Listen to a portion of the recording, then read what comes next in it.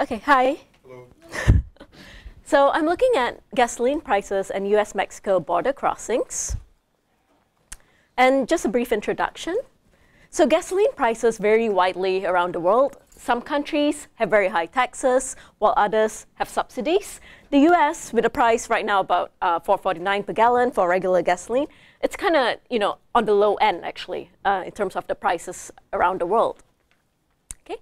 There's been relatively little attention in the US paid to gasoline subsidies in other countries. Mostly in the US, people are complaining about how high the price of gasoline is. But if you look at other countries, a lot of other countries have very expensive gasoline, but some of them have much, much cheaper gasoline. Why would we care that other countries have gasoline subsidies? Mainly because they have cross-border effects. Basically, the fact that you use gasoline could have effects on other countries too. The main point is that, you'd expect that with a gasoline subsidy, you have a lower price of gasoline. All else equal, you'd expect there to be an increased use of gasoline in those countries. And we know that gasoline use is related to things like pollution and climate change due to the fumes that, due to particles and fumes that are expelled from cars. And because of gasoline subsidies, some countries also encounter fuel smuggling. So for instance, Saudi Arabia, where the price of gasoline is very low, sees fuel being smuggled out to neighboring countries. Okay? And what we're interested in is the idea that maybe gasoline prices can be so low that residents living in other countries will come into the country where the price of gasoline is low in order to take advantage of the lower price. And that's what we're going to focus on later. We'll look at the difference between the price of gasoline in the US and Mexico and whether there are people crossing the border just to buy gasoline. So the structure of the presentation is I'll start off by examining gasoline prices worldwide so you can see how different they are around the world. And we'll look at how they're related to oil reserves, a country's oil reserves. And then we'll focus on Mexico specifically. Mexico currently subsidizes gasoline to some degree, although it's in the midst of phasing those subsidies out. Okay? And the reason why I was interested in this topic was because I saw newspaper reports back in 2008, more recently in 2011 and 2012, that some US residents living in the border states like California, Texas, Arizona, some US residents will drive across the border just to get cheaper gasoline. Now, when I read about this, I didn't think that a lot of people could potentially be doing this, but I'm like, why not look at the data and see if this was indeed a widespread trend? Because you know how newspaper reporters are. They get anecdotal evidence. They see, oh, one person doing it, so everyone must be doing it. So I want to make sure that, can we see this being reflected in the data itself? So that's the idea here. So let's look at gasoline taxes and subsidies around the world. First of all, why do we tax gasoline? Okay. In the US, the gasoline tax is mainly used as a user fee. It's to pay for roads. So the tax that you pay for gasoline goes into the Highway Trust Fund, which is used to build new interstates, for instance, or maintain them. And a lot of economists also argue that gasoline should be taxed in order to deal with the negative externalities. Negative externalities are the economic concept that when you do something, your actions affect not only yourself, but also affects other people. And gasoline use affects other people because it causes pollution that affects other people, not just you as a driver. And it also driving a lot causes traffic congestion as well. So the idea here is that by taxing gasoline, you help account for pollution and traffic congestion. Why subsidize gasoline? Okay, why do some countries have much lower prices for gasoline? The usual idea is because the government wants to help the low-income households. Okay? Because gasoline is a necessity for a lot of people. In order for them to travel, they need to buy gas.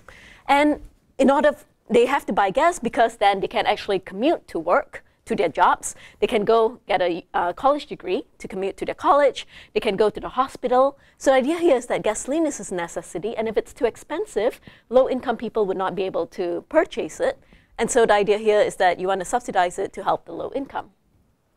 Of course, this is related to political considerations. In addition to helping the low income, you might imagine that, for instance, you don't want your inflation numbers to be too high in a particular country. So gasoline is a necessity. Nearly everyone purchases gasoline. And so in order to reduce inflationary pressure on your prices, because you don't want to imagine that prices are jumping by 100% every year. In order to reduce the inflationary pressure on the prices, you keep the prices of gasoline low. So those are some basic ideas behind the subsidization. The downsides of gasoline subsidies. Why are they generally not so good? Okay, this is based on the law of demand. When you have the lower price of a good, we imagine that people will purchase more units of the good. So when we're talking about gasoline per se, we imagine that people are going to drive more, holding everything else constant, ceteris paribus. And what we'll see is that this has been studied in a lot of different countries, and they do find that, yes, when the price of gasoline goes up, people tend to drive less, and vice versa. In addition, they also tend to buy less fuel-efficient vehicles. Just like you can imagine back in the US, before the recession, a lot of people were buying SUVs and other gas guzzlers. But then when the price of gasoline rose really high in 2007, 2008, you saw more of an interest in the compact cars, the more fuel-efficient cars. And so Burke and Nishitateno have also looked at this issue, and they do find evidence of this as well around the world. And so when people drive more, this exacerbates the external costs of pollution and traffic congestion. You get more pollution, you get more traffic congestion relative to a case where the price of gasoline is higher. And also, from the government's point of view, this might not necessarily be a good thing when they're spending a lot of money on gasoline to subsidize gasoline, because then you have substantial government expenditures on the subsidy. It's not cheap to subsidize all this gasoline. Even if you're an oil producer, it's not cheap, because you can think of this as the opportunity cost. If you weren't using this barrel of oil domestically, you could be selling this on the world market at, what, $88 per barrel, $100 per barrel. So that's the opportunity cost involved in subsidizing gasoline. And because of these substantial government expenditures on the subsidy, that means that the government has to reduce its spending on other parts of the economy, like education or health or public safety. Or it could mean that the government may have to impose higher income taxes in order to pay for the subsidy of gasoline. We said that one of the reasons why a lot of countries subsidize gasoline is in order to help the low-income people. But gasoline subsidies are often regressive rather than progressive. Regressive, that is, they actually benefit higher income households more than they benefit low income households. And Baig et al. In 2007 provided evidence of this, that higher income households tend to benefit more from gasoline subsidies because they consume more gasoline. They have bigger cars, less fuel efficient cars because they're more powerful cars, and then they drive more because they're higher income. So that tends to lead to higher consumption, and they benefit more from the subsidies. And finally, we have issues like fuel smuggling, which we see in a lot of countries in the Middle East, where a lot of countries subsidize gasoline. Venezuela, as you'll see, has the lowest price of gasoline around the world. Also deals with gas being smuggled out to Colombia, for instance. And Malaysia, I'm originally from Malaysia, and when I was growing up in Malaysia, I would always hear stories, newspaper reports being like, hey, we have to stop people smuggling gasoline to like Thailand or to Singapore. Okay, so countries are very concerned about the fact that fuel smuggling goes on. And because the price of gasoline is being held artificially low, it's not being held at a market price, what happens is that we end up with a lot of fuel shortages. For instance, the United Arab Emirates, which also has fuel subsidies, okay, the main gasoline company, the main oil company in the UAE, INOC, actually asked the government to raise the price of gasoline because there were just these massive shortages of gasoline. People were queuing up for hours at the gas station, and INOC was facing the brunt of the consumers' anger. So INOC actually wanted UAE to raise the prices so that this would eliminate shortages. Because when you raise the price, people demand less of the good, and then you'd imagine that suppliers would try to get oil into the market more quickly. So having seen the downsides of gasoline subsidies, we'll talk now about, this is why, having seen all these downsides, substantial government expenditures being one of them, this is why a lot of countries would like to remove the subsidies. Unfortunately, it's not easy. Many countries have talked about phasing out the subsidies, for instance, Mexico, Indonesia, Jordan, Morocco, Lebanon. However, it's very difficult politically. There have been reports of violent demonstrations whenever a government announces that it wants to raise the price of gasoline. And very often, these are shock announcements. Basically, if your price of gasoline is, let's say, $1 per gallon right now, and the market price is $3, very often, if the government can no longer sustain this subsidy, they'll want to make the price of gasoline jump up to the market price, which means that your price of gasoline could more than double, which is a big shock for people. Which is why, generally people don't like the removal of subsidies. And so you've had violent demonstrations in Indonesia, Nigeria, Venezuela. This was before 2006. More recently, countries like Jordan, Syria, Morocco, Lebanon, they've talked about removing gasoline in the past 5 years. But unfortunately, some of these measures have stalled due to political instability. As you may remember, we had the Arab uprisings in the Middle Eastern countries. And so Jordan actually stopped the removal of subsidies. They maintained the price of gasoline at the old prices. They didn't actually let them go back to increase the market prices. There have been some cases of successful removal of subsidies. One thing that Indonesia did, so after facing the violent demonstrations, one thing that Indonesia did was announce that it was going to give a cash transfer to the lower income households before they actually removed the gasoline. Okay, this helped ease the transition for the lower income households. Ghana had a very, have a very widespread public relations campaign explaining the rationale for removing the gasoline subsidies. Basically, one of the things they did was, instead of, they basically showed that the gasoline subsidies were benefiting the higher income households more than the lower income households. And so they spread this information out, and that helped them ease into removing the gasoline subsidies. What Mexico is doing right now, even though it still subsidizes gasoline to some degree, it's been gradually phasing out the gasoline subsidies essentially since the past couple of years. We'll see that in a graph in a minute. Okay. So one thing we would like to do in order to compare all these gas prices to see whether they're being taxed or subsidized, we'd like to compare international data on gas prices. However, there are a number of difficulties with international data. For one thing, even though we do have, the World Bank does publish a database on gasoline prices every 2 years, there's actually no international database on the actual magnitude of taxes and subsidies in each country. Okay? For the European Union countries, they actually do have the fixed tax. Each country has its own tax rate, so that information is easy to get. But for instance, you can think about a lot of countries which subsidize gasoline. The amount of the subsidy actually differs depending on what the market price of gasoline is. Okay, so it's not a constant subsidy like 10 cents per gallon every year. Okay, it changes depending on what the actual price of oil is. So it's actually very difficult to know how much countries are subsidizing gasoline by. Several studies infer this by comparing prices to some threshold. Usually the international price of oil, and then they include some miscellaneous costs like the cost of transport, refining, distribution, advertising maybe. Okay, so they try to add on those little costs to the price of gasoline, to the price of oil, to get an idea of, for instance, if your price of gasoline in one country is very low compared to the price of oil, it's lower than the price of oil, then obviously it looks like this country is subsidizing gasoline. So that's how they account for it. GIZ, which is a German consulting firm, that every November, every 2 years in November, the last time they did this was in November 2012, but they haven't published the results yet. Every November, in all their offices around the world, GIZ sends out people to gas stations in every country to find out what's the price of gasoline right now in mid-November, basically. And then they use the exchange rate in mid-November during that time to convert it to US dollars. That way we get to compare countries' prices. The International Energy Agency also uses this method. Gurria and Bahn also have used this method. GIZ, the German company, considers prices below the US's price to be subsidized. Okay? This does not necessarily have to be strictly true. It's just, as we said, we just need, because of the lack of information, we're just using some guideline. So they consider the US price to be relatively free market without a lot of very high taxes. And so any price below that is considered a subsidized price.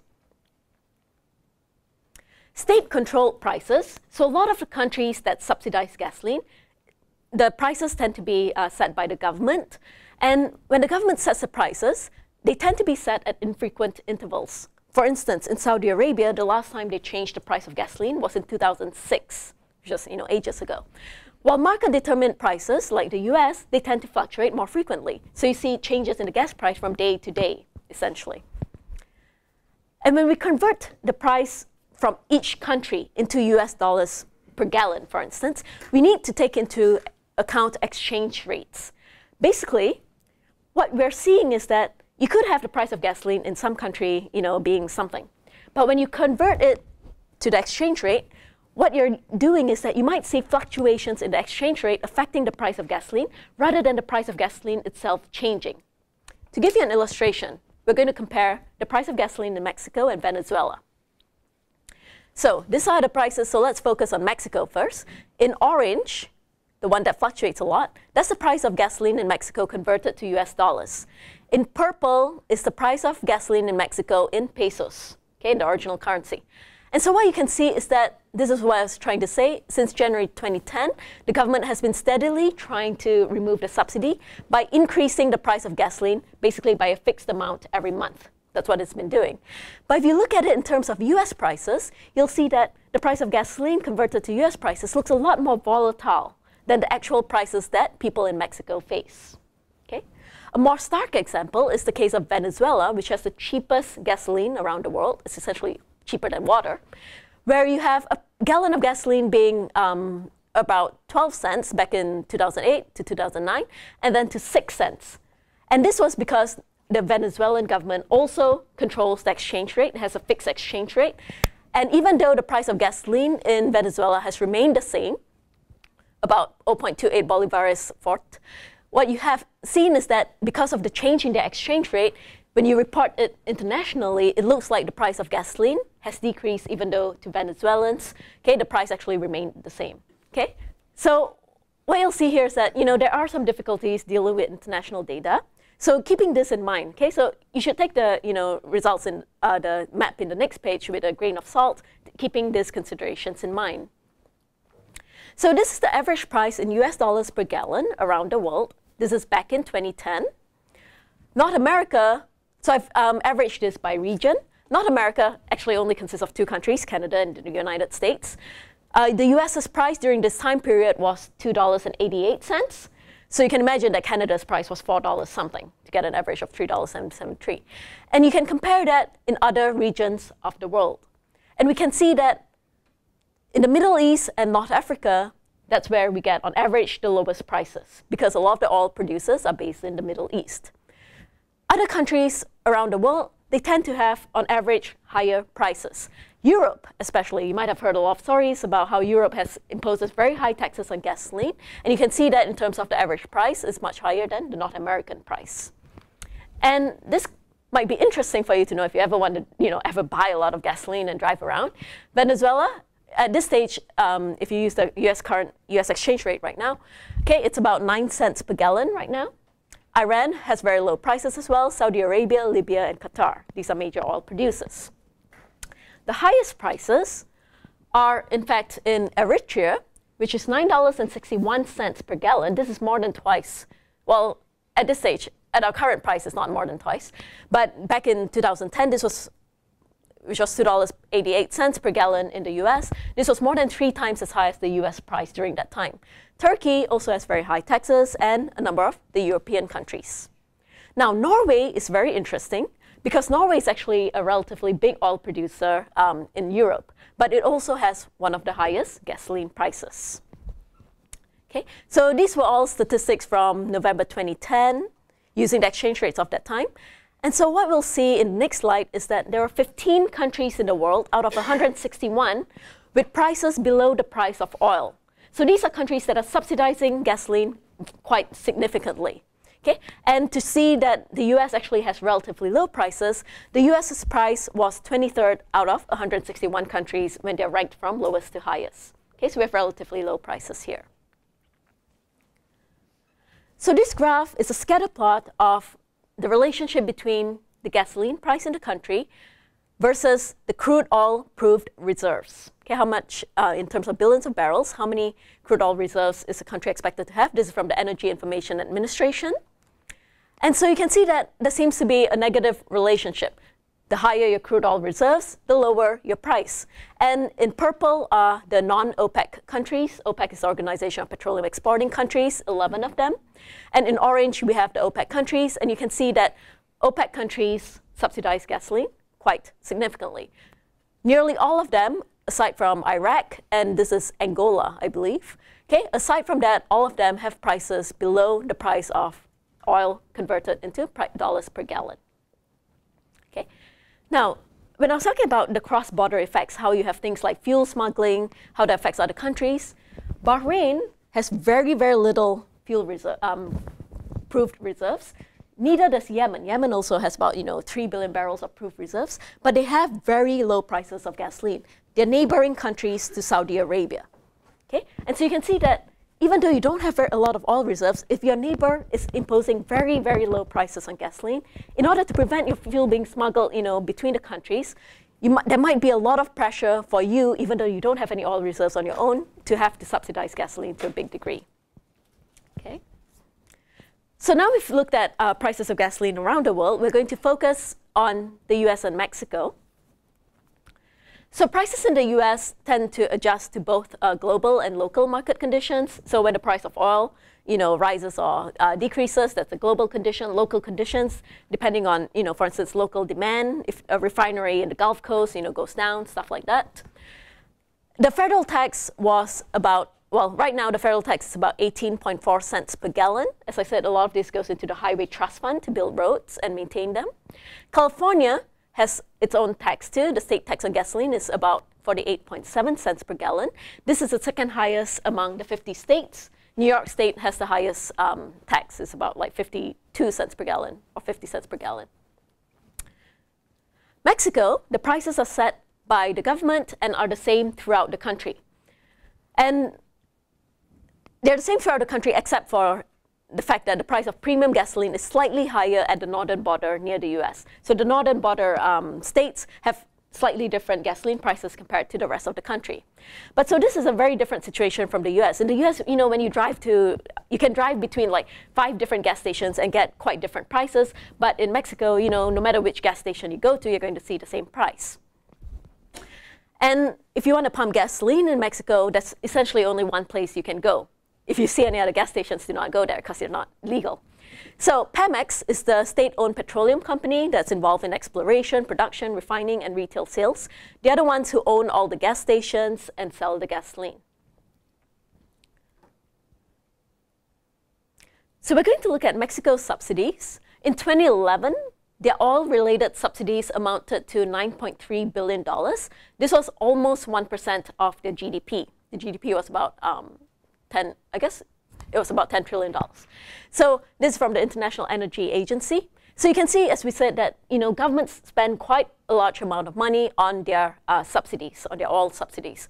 This, if you could, look at it in terms of the population, this amounts to about an $80 US dollars, $80 subsidy per person on average. Even though Mexico is a net oil exporter, which is why it used to subsidize gasoline, it's actually a net petroleum importer because it has insufficient refining facilities in Mexico. So what Mexico does is it refines some of it to gasoline in its own country, but it also sends oil, it also sells oil to US refineries and then buys back gasoline from the US refineries. Since January 2010, gasoline and diesel prices have steadily increased because Mexico has realized that it's no longer sustainable. Their reserves have gradually gone down because they're pumping out a lot of the gas. They're a net petroleum importer. They're spending a lot of these subsidies. So since January 2010, they've been trying to remove the subsidy by increasing the price gradually. We talked about fuel smuggling. There are no reports of gasoline smuggling to the US. That is, so apparently this is not a widespread trend. You don't have people smuggling gasoline, although I have heard reports that people will install 100-gallon tanks in their trucks.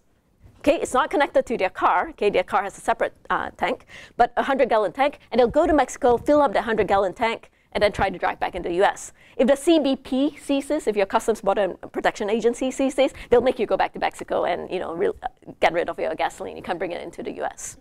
But essentially, there are no widespread reports of gasoline smuggling. What there have been reports of is that there have been reports of oil being stolen at the source, essentially from the pipelines itself, before they are refined into gasoline.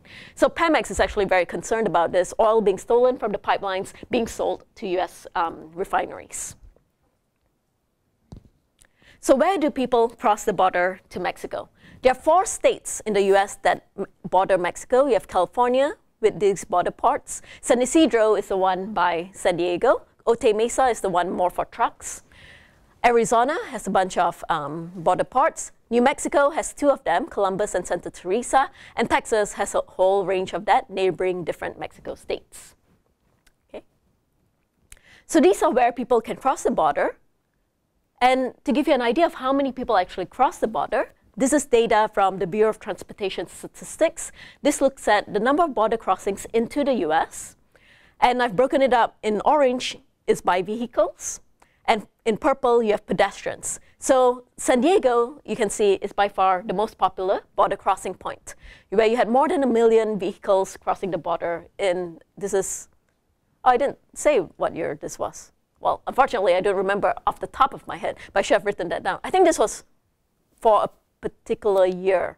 Okay? But San Diego is by far the most popular crossing. Second is El Paso. A lot of the other crossings don't have that many people. For instance, Sasabe, it's so small that, you know, rarely they see like 400 people cross the border a year.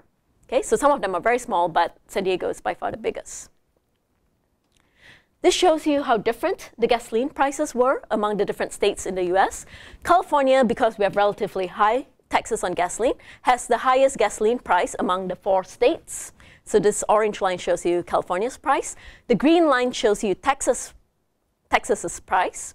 And in purple, we have the price of gasoline in Mexico converted to US dollars. So you can see that's been a steady upward trend, but the difference in the price tends to vary quite a bit. So let's focus more on the difference in gasoline prices. In purple, we have the difference in price between California and Mexico. In orange, we have the difference in price between Texas and Mexico. And because California has a higher price, the difference in price is higher. And you can see that at the peak, this was in summer of 2012, at the peak, the difference was more than $1.40 in gasoline, in the price of gasoline. While in Texas, the peak was about 80 cents. So knowing these differences can give us a chance to weigh what are the benefits versus the cost of crossing into Mexico to get gasoline. So the peak of the price difference. Let's say you drive a nice little compact car. Your capacity, your tank capacity is about 10 gallons. So at the peak of the price difference of $1.40, you could save $14 by going to Mexico. In Texas, you could have saved $8. But you can imagine that, you know, people, aside from driving the smaller compact cars, people also drive nice big SUVs. And your capacity can go up to 20 gallons or more. So let's say if it's 20 gallons now, your savings are quite substantial, double of course, $28 versus 14 and 16 in Texas. But in order to see if people actually cross into Mexico just to take advantage of these savings, we need to take into account the transaction costs, the cost of actually going to Mexico to get the gasoline. You have to drive to Mexico for one thing, so you have some vehicle operating costs, fuel, wear and tear. Okay? In some places, you have to pay a toll in order to cross into Mexico. For instance, in Texas, in order to cross the river, you pay a toll on the bridge. And more importantly, you have this time cost. You have this time cost because we saw San Diego has a lot of people crossing the border between Mexico and the US. You wait ages at the border in order to get past through customs. So the next graph shows you the average wait times in the past 3 months from November 2012 to January 2013. And these are at different times of the day, Saturday 9 p.m. and Wednesday 9 p.m. The reason I look at night is because you imagine that people are working during the day. They can't go into Mexico to pump gas during the day. They go at night or they go at the crack of dawn. Okay? But because I have to I have to collect this data at a certain time, I'm not willing to wake up at the crack of dawn to collect the waiting times. So you only see the night times, unfortunately. But this is for Saturday and Wednesday. And this is essentially one of the highest wait times that you have. On Saturday, 9 p.m., you could wait nearly 2 hours just to cross the border in San Diego. In some of the other places, for instance, as I told you, Sasabe in Arizona, they have so few people crossing the border that they don't even report the wait times. It's essentially almost zero. Okay? It seems like on average, on Saturdays, people wait about 20 minutes, some places as low as 10 minutes. Okay, and of course, on Wednesday, on a weeknight, okay, you have shorter waiting times. But this will already give you an idea.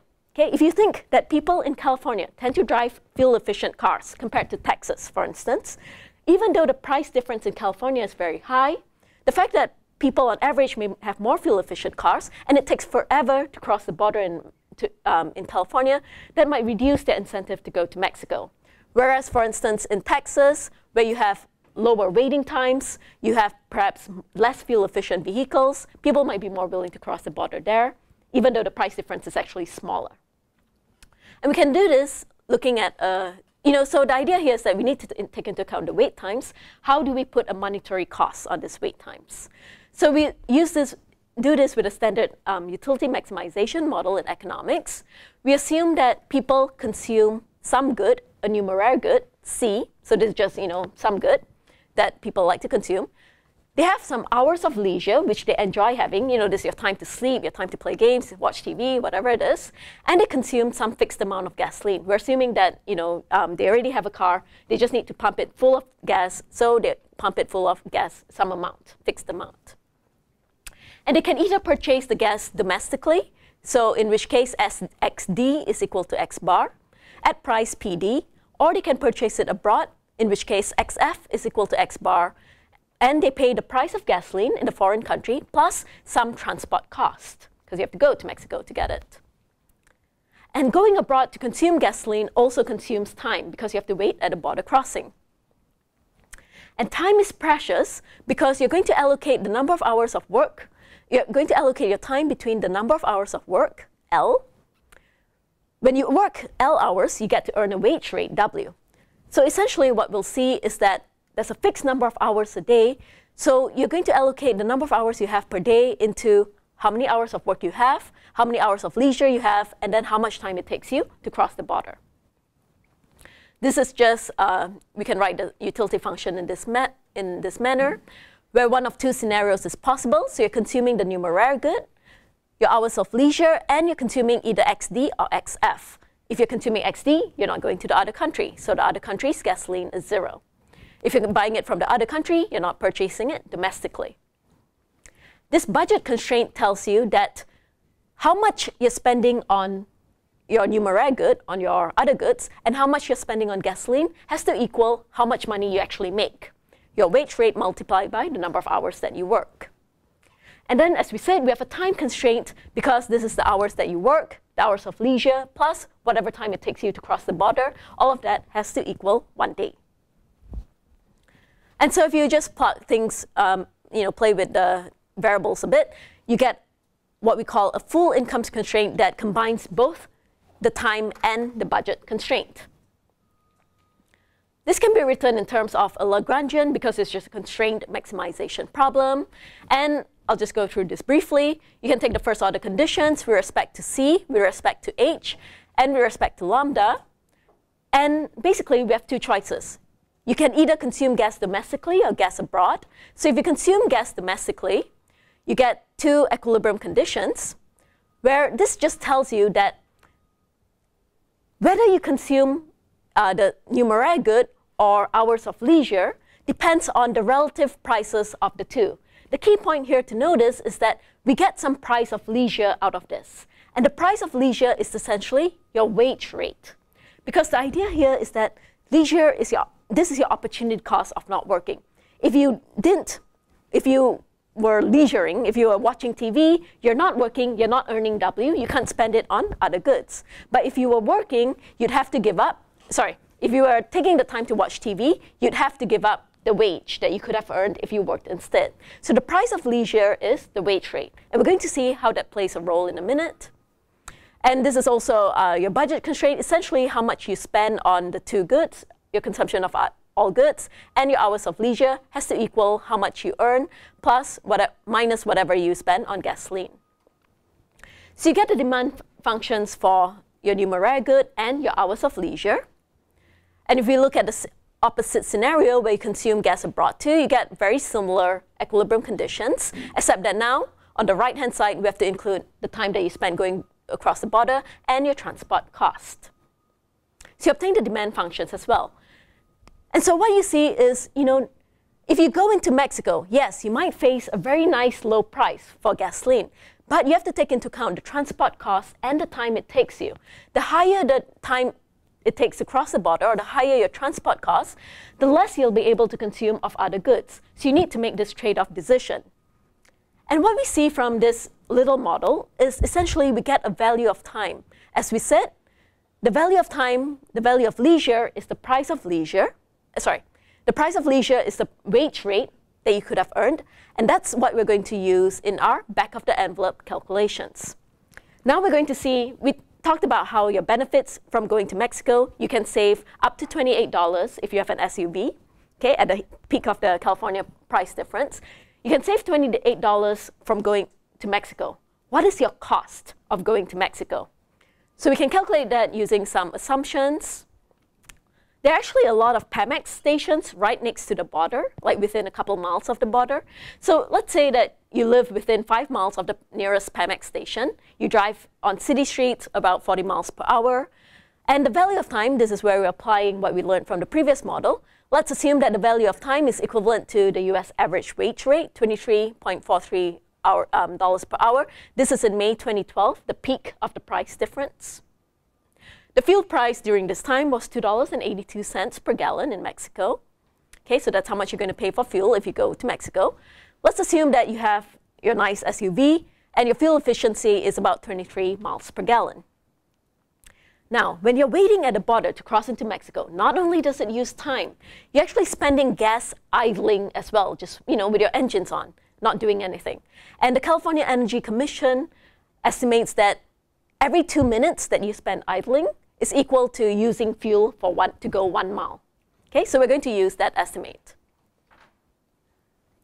And so here, if you recall, these are the benefits of going to Mexico to pump gas. Here are the costs for different wait times. Using all our different assumptions, these are your vehicle costs, these are your time costs of traveling, and your waiting time at the border. So if your waiting time is only 10 minutes, which is what we saw at some of the smaller border crossings in New Mexico, in Arizona, and Texas, then your total cost of going into Mexico is only about $11.60, which, it might benefit you to go to Mexico if you have a small car in California, or if you have a big car, in either state. But if you have, a small car in Texas, it doesn't make it worth it. But if your waiting time goes up to 30 minutes, now your total cost is $20.64. It makes sense only if you have a gas guzzler, essentially. Then it makes sense for you to go to Mexico. So having seen this, we can see that the incentive for people to go to Mexico depends on what kind of car they have. What we're going to do next is we're going to do a regression analysis where we're going to look at 3 different regressions where we'll look at the number of vehicles, how that's affected by the difference in gasoline prices. And we'll look at the number of pedestrians, and I'll explain in a minute why we care about the number of pedestrians. Because you would imagine, pedestrians, you're walking across the border. You don't care about the price of gasoline.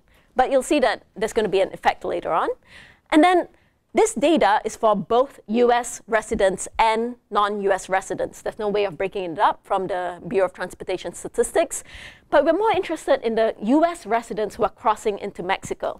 So I wrote to the CBP, and they gave me some data on the number of US citizens and non-US citizens who cross the border into Mexico. This will allow us to see whether the difference in gasoline price affects US residents specifically. Some of the things that we have to control for, we're going to look at the adjusted gasoline price. We adjust by the consumer price index. The difference in gasoline price, of course, that's our key variable that we are interested in. We'll look at the different state unemployment rates. These are the the US state unemployment rates. Ideally, I would like to control for the Mexico state unemployment rates, but unfortunately, they're only reported quarterly, and we're not very sure if the data are very robust because Mexico actually has a lot of under-unemployment, okay? Even though their unemployment rate itself is quite low. If you recall, there have been a lot of reports of high crime in Mexico related to drug violence. And so we try to account for this by using the State Department travel warnings. Whenever the State Department feels that people should not go into Mexico, they'll say that you should go to this state only if your travel is really necessary. Otherwise, don't go at all. So we try to make use of that. And Arizona also introduced SB 1070. This was a piece of legislation that said that essentially, we can check the ID of, anyone. Okay, well, we can pull people over and check the ID. And so you might imagine that this might have a negative effect on people trying to cross into the US. And then we account for border port and monthly fixed effects. So this shows you how there's some variation in the travel warnings. The state of Chihuahua had the earliest State Department warning back in August 2009. And then it spread to these other states that neighbor Texas. Sonora, more recently, had a State Department warning. Baja California North, which is what borders California, does not have a State Department warning as yet, although recently, actually, the State Department has warned people against going off the travel path in Baja California because of some reports of kidnappings and stuff. So just some summary statistics. Now, the Energy Information Administration reports gasoline prices for some states, but not all of them. Arizona's price turns out to be very similar to the average US price, so that's what I use. New Mexico's price turns out to be very close to the average Gulf Coast price. And the average across the 3 years, essentially you can see that California has the highest price. New Mexico and Texas, they tend to have the lowest prices. These are the Mexican prices. If you look at the unemployment rate across the different states, California had the highest unemployment rate, followed by Arizona. Mexico, as I said, it reports a very low unemployment rate, but there might be a lot of, people have said that there's a lot of under-unemployment, people not being fully employed, working full-time. We take into account the exchange rate in order to convert the Mexico prices into US prices, and we adjust the prices by the Consumer Price Index to account for inflation. So here are some basic results. So with this regression, we're looking at what's the effect of these independent variables on these different things. And I use different model specifications. I look at the effect on vehicles and pedestrians. And I also run essentially a log regression. You take natural logs on both sides. This gives you elasticities. So let's go through them in turn. Basically, what this is saying is that this is the difference in gas price. When the gas price goes up by, I believe this is in cents. Okay, when the difference in gas price goes up by 1 cent, you see an increase in the number of vehicles entering the US by nearly 1,000 vehicles.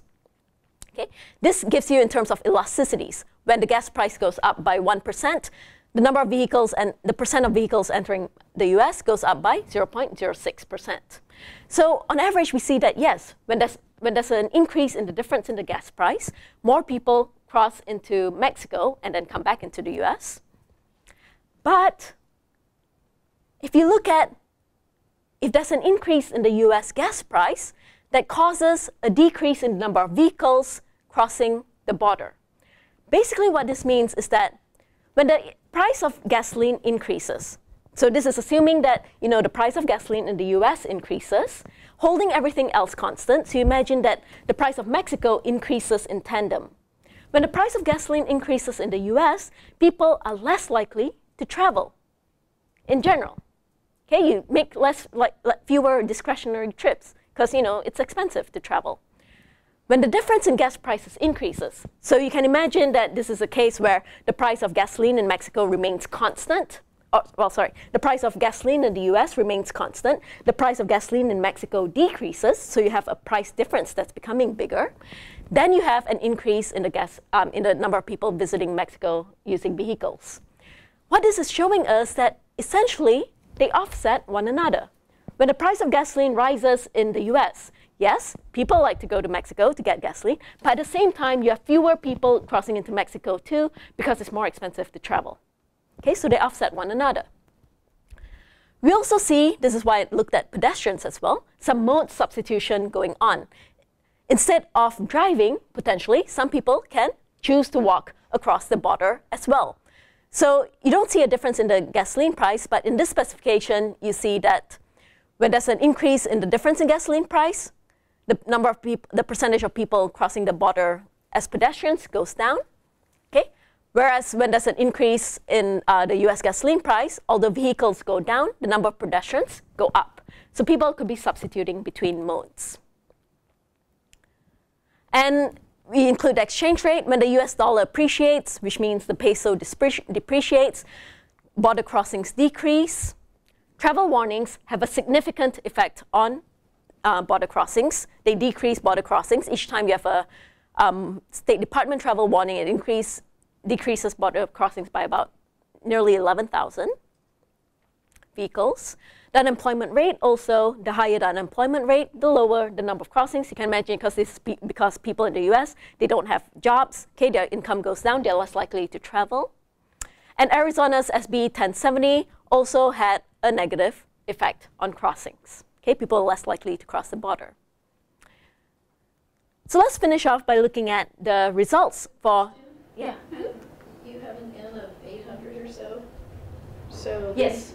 So these are, is there a time series in here? So it's a panel data essentially for the, I think it's 25 border ports, all 25 border ports from January 2010, no, October 2009 until August 2012. Which is why you have 0.99s for yes. Okay. Once I include the border crossing fixed effects, the individual border crossings account for a lot of the variation. Yeah, which is why the R-squared is very high. If I don't include the border fixed effects, I think the R-squared is like 0.4 or 0.5, I think. Yeah. And this is entry by citizenship because we're more interested in looking at, whether it affects U.S. citizens who are crossing into Mexico and coming back.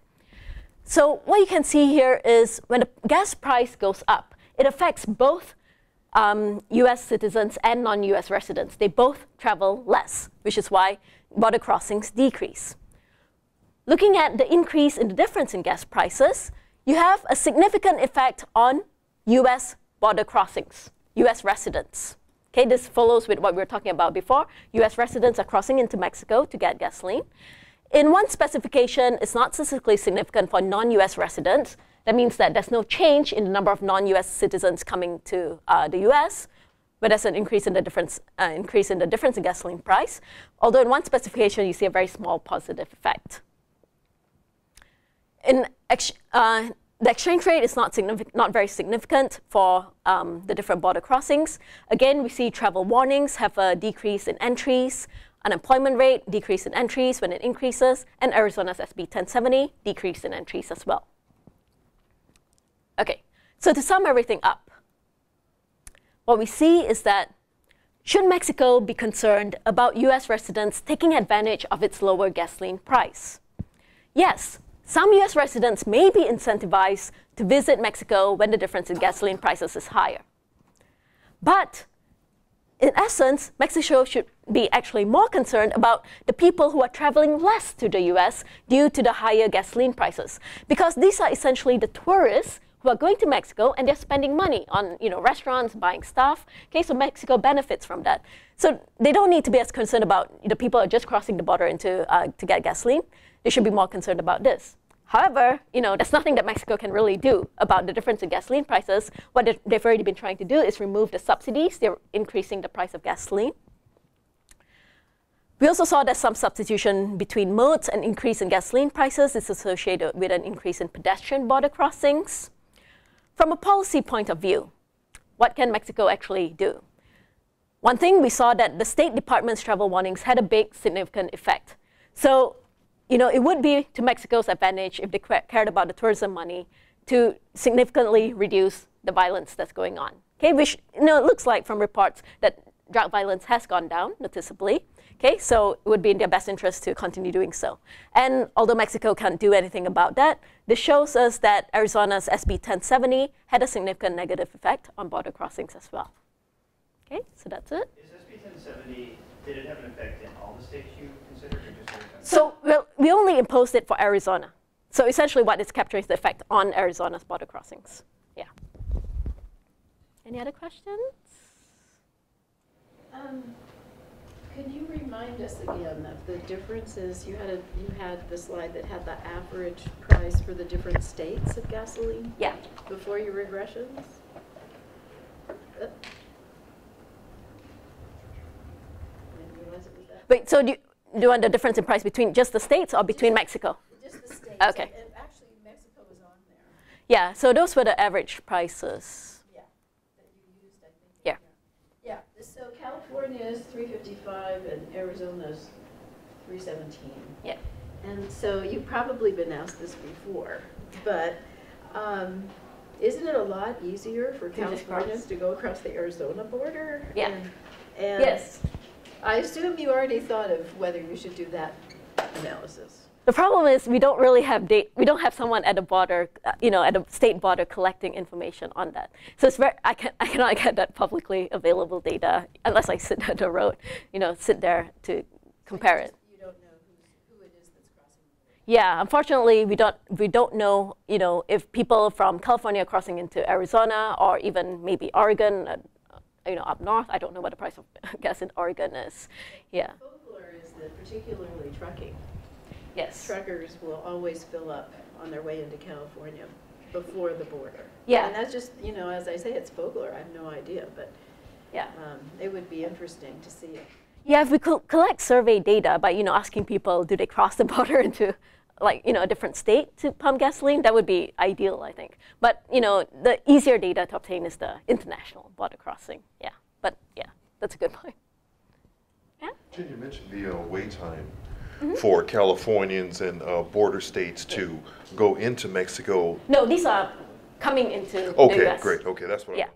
Because Mexico data is a lot harder for me to get. Like, in the most part, I have not seen wait times reported for Mexico at all. Okay, but I have the wait times for the US side. In fact, it's a couple students, computer science students at UCSD, who compiled all that information. So it's actually an app that you can download. If you ever want to cross into Mexico, I think the app is called Best Time to Cross into Mexico. It gives you the average wait times per hour for each hour of the day. And they use the past 3 months average. Okay, so you can see it, to estimate when's the best time you want to cross. Yeah. So I imagine people who are doing this, crossing the border to get gasoline, they're using that app. Yeah. Regarding the current environment, the dangerous environment in Mexico regarding the drug cartel businesses going through Colombia and coming into the United States, I noticed that you mentioned that as a factor of whether or not people should go into Mexico for gasoline. Yeah. Was there anything else that you found, like there's less traffic from the United States into Mexico because of the fear of? So I don't have the Mexico crime rates per se, but that's why I try to capture it with the State Department travel warnings. Because not that that's the only thing we care about, but in this study, what we're interested in is the US consumers' perception of going into Mexico. So the State Department travel warnings give the US residents an idea of how dangerous it is. So that's why we try to capture, instead of the actual crime rate itself, which I don't have data on, I try to capture that by using the travel warnings. So the travel warnings, we saw a decrease in the border crossings. So it looks like the travel warnings do have an effect. I noticed that the State Department's warning is the same warning that goes out from the CIA. The CIA has a website that tells you what countries are compromised, and and Mexico has been on there a number of times. Well, they probably draw upon each other Sure. to get their travel warnings. Yeah. Well, this was actually, I thought, a very nice presentation, very interesting. So we should say thank you, right? Jen?